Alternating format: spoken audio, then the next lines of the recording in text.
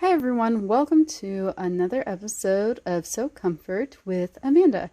I'm your host and I am here to introduce you to the wonderful world of sewing with a quick tip on how to make quilt binding.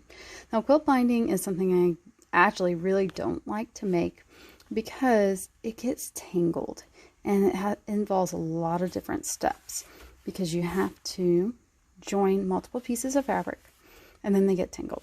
So what I discovered tonight is that you can take bean bags, regular old bean bags like you would use to play with your child, put your fabric around it. This is the raw piece that I just did. Put it around it, and then once you iron do your first iron, you wrap it back around the other bean bag.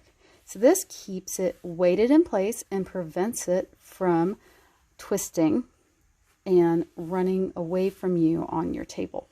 Now I do use a mini iron for this and a tabletop ironing board, but you can use a big iron. It's just a little more tricky so that you don't accidentally burn your fingers. So just to show you really quick, you fold your 2 or 2.5 inch strip of fabric in half.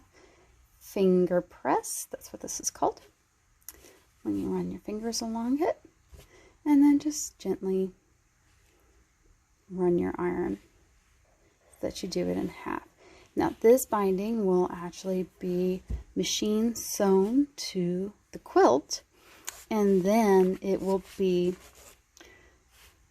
most likely wrapped around to the back by hand, but you can also machine attach binding as well. But I just thought this was a neat little trick to keep your binding from twisting and running away and making it a headache to keep it in one place. And as you can see, I've done a lot so far tonight.